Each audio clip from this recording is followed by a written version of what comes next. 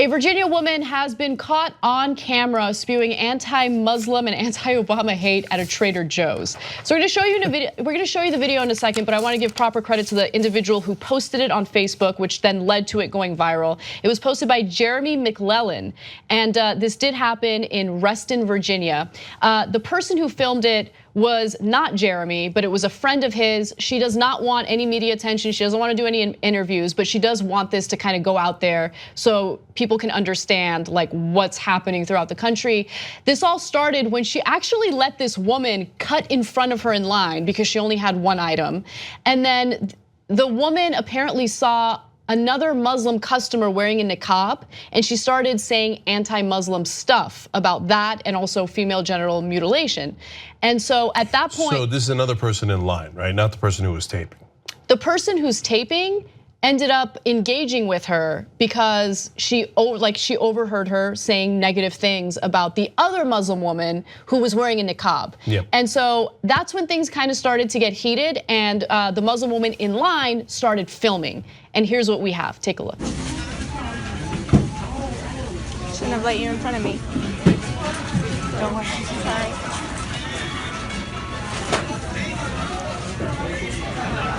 I wish they didn't let you in the country. Excuse me? Huh? I was born here. I don't know if you... Oh, you were? Okay.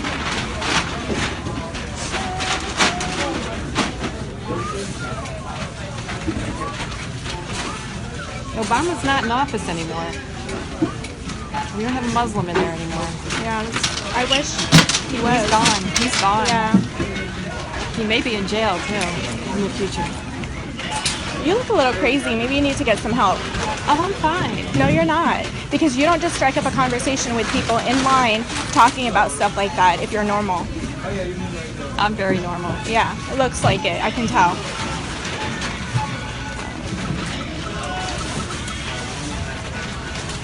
What set you off, Obama?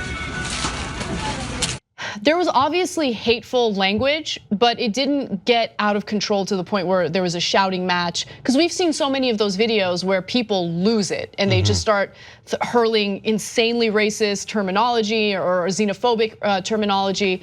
In this case, that's not what happened, but it was implied, at least from what we can see in the video.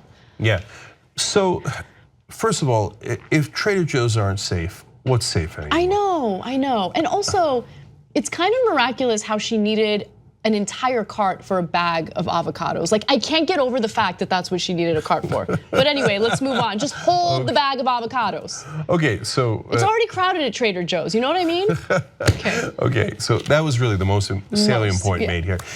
So the reason why this is interesting is because during the Trump era, we now have these bigots that have come out of the closet, and we wish they hadn't. This is one closet you should really stay in, and it's getting really ugly. And they feel empowered, and they feel like they can finally say what they've been thinking all along, right? And so them saying it is disturbing because then the poor people have to deal with it, etc. And look, I think about it like if somebody had said it to someone I love, I'd get so mad. And I don't know that I could control myself as well as they did, right? So like, now nobody in my family wears a hijab, niqab, anything, right? Secular, etc. And I'm agnostic, my dad is agnostic, and the list goes on and on and on in our family, right? But if somebody found out that my aunt or whatever, right, if my cousin is Muslim, and they start yelling at her and say, "Oh, get out of this country," when she's a citizen. So that is infuriating. But what's actually a little bit more depressing is apparently they've been thinking that for years and years and years. And all these people who were in the closet, who you never knew, you thought was just a nice, pleasant person in Trader Joe's sitting next to you, turns out hated you all along. I know, and what's kind of amazing is now people feel super comfortable running their mouths, saying extremely hateful things, and hate has normalized in some way. Certain language has been normalized.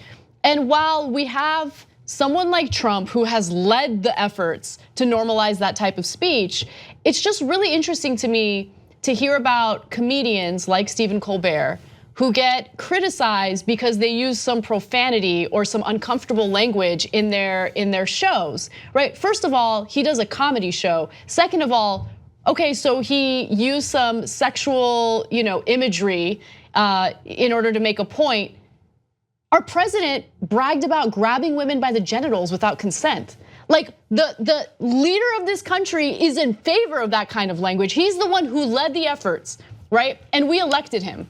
So just keep that in mind. And finally, it's a great point, Anna. Like they're worried about Colbert's dirty joke, but they're not worried about people who want to discriminate against whole groups of Americans. Right. And right wing, I got really bad news for you. Do you know what percentage Muslim Americans are? 100% American. They're not any less American than you. A citizen is a citizen. So if you don't like that, that's a super sad day for you. You're in the wrong country. There are countries that like to discriminate based on religion, Saudi Arabia, Iran. You'd feel right at home there. They're also right wingers. It's not your particular voodoo, it's a slightly different voodoo, but so you'd be surprised at how much your voodoo agrees actually. So why don't you take your ass over there? Because you apparently don't believe in the concept of America. So why don't you go to where you belong? If you're a member of the Young Turks, you not only get the whole 2-hour Young Turks show on demand anytime you want, ad-free, but you also get so many other shows. Old School, you'll love it.